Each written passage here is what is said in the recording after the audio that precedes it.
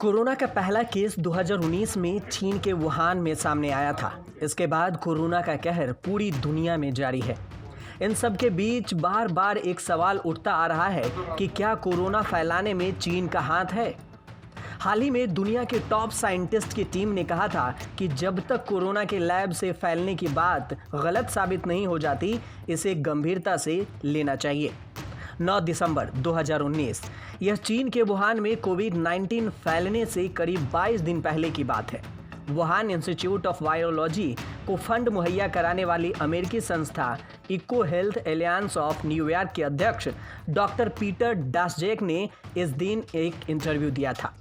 Interview में उन्होंने पहली बार वुहान लैब में स्पाइक प्रोटीन की रीप्रोग्रामिंग और ह्यूमनाइज्ड चूहों को संक्रमित करने वाले काइमेरिक कोरोना वायरस तैयार किए जाने का खुलासा किया। डॉक्टर डासजेक ने कहा था, करीब 6 से 7 वर्षों से शोध के बाद हमने सार्स से संबंधित करीब 100 से ज़्यादा नए कोरोना वायरस ढूंढ लिए हैं। इनमें से कुछ को हमने मानव कोशिकाओं पर आजमाया है। कुछ ह्यूमनाइज्ड चूहों में सार्स वायरस का संक्रमण करने में कामयाब हो गए, जिन्हें मोनोक्लोनल थेरेपी से ठीक नहीं किया जा सकता।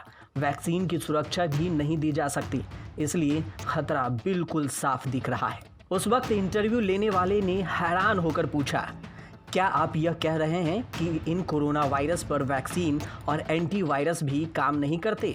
फिर हमारे पास क्या रास्ता है? डॉक्टर डासजेक का जवाब था, लैब में काफ़ी आसानी से कोरोना वायरस में फेरबदल किया जा सकता है। जानवरों में इंसान में होने वाले संक्रमण में स्पाइक प्रोटीन का बड़ा किरदार होता है। आप यहाँ श्रृंखला तैयार कर सकते हैं, प्रोटीन बना सकते हैं। हमने यूनिवर्सिटी ऑफ नॉर्थ कैरोलिना के रिसर्चर डॉक्टर राल्फ एस बेरिक के साथ मिलकर कई बार ऐसा किया है। दूसरे वायरस की संरचना के आधार पर एक बार सीक्वेंस हासिल हो जाए तो इनमें कुछ चीज़ें जोड़कर वैक्सीन भी बनाए जा सकते हैं। ब्रिटिश लेखक और पत्रकार निकोलस वेड ने अपने चर्चित लेख में इस इंटरव्यू का जिक्र करते हुए लिखा है कि वुहान के लैब में होने वाले प्रयोग के बारे में पूरी जानकारी रखने वाले डॉक्टर डासजेक को जब कोरोना विस्फोट की खबर मिली तो उनकी प्रतिक्रिया क्या रही होगी, इसका अंदाज़ा लगाया जा सकता है। वेड के मुताबिक डॉक्टर डासजेक जानते थे कि वुहान इंस्टीट्यूट में कोरोना वायरस की संक्रमण क्षमता बढ़ाने पर लगातार रिसर्च जारी था। उन्हें यह भी मालूम था कि वहां वैज्ञानिकों को संक्रमण से पूरी तरह सुरक्षित रखने की तैयारियों में खामियां थी।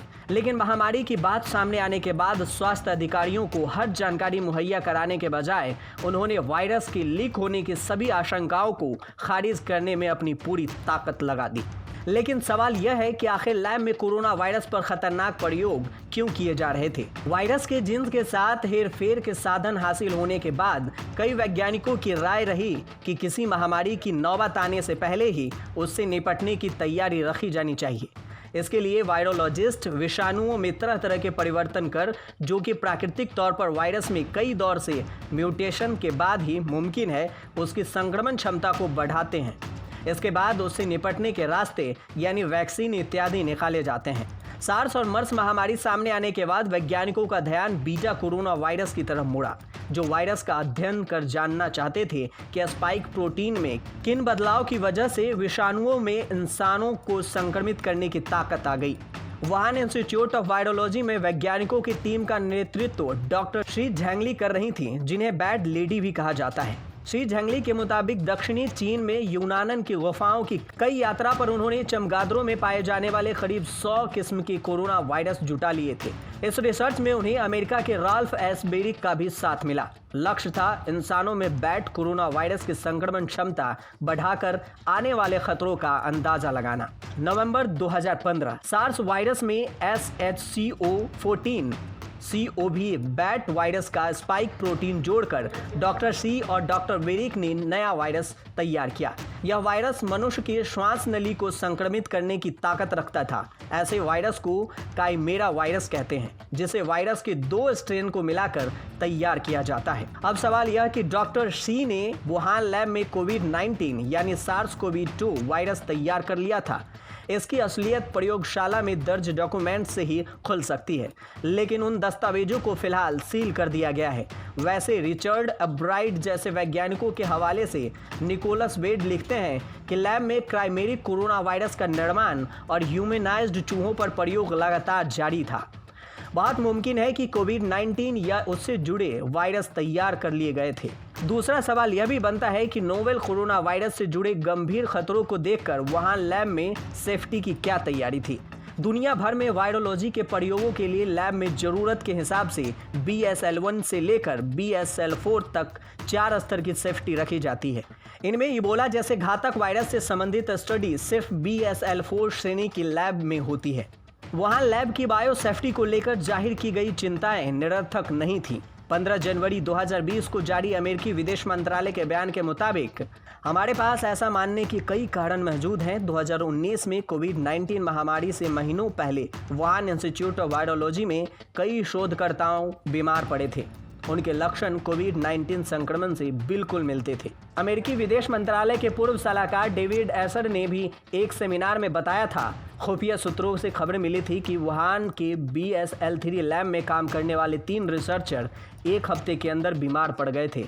लक्षण गंभीर होने की वजह से उन्हें अस्पताल में दाखिल करना पड़ा था। हमारी जानकारी में यह कोविड-19 से पीड़ित लोगों को पहला समूह था। जाहिर है वुहान में कोरोना वायरस के खतरनाक प्रयोग और लैब से कोविड-19 वायरस के लीक होने की आशंका अभी खत्म नहीं हुई है। WHO की जांच टीम में डॉक्टर डासजेक के मौजूद होने और चीन द्वारा पर्याप्त साक्ष्य नहीं मुहैया कराने के बाद सच सामने आने की संभावनाओं पर भी सवाल खड़े हो गए हैं। सवाल तो यह भी उठाए जा रहे हैं कि महामारी के खतरों को देखते हुए क्या ऐसे प्रयोगों को हरी झंडी और फंडिंग मिलनी चाहिए थी। लेकिन इन तमाम सवालों को लेकर आने वाले दिनों में ही खुलासा हो पाएगा। न्यूज़ तक ब्यूरो।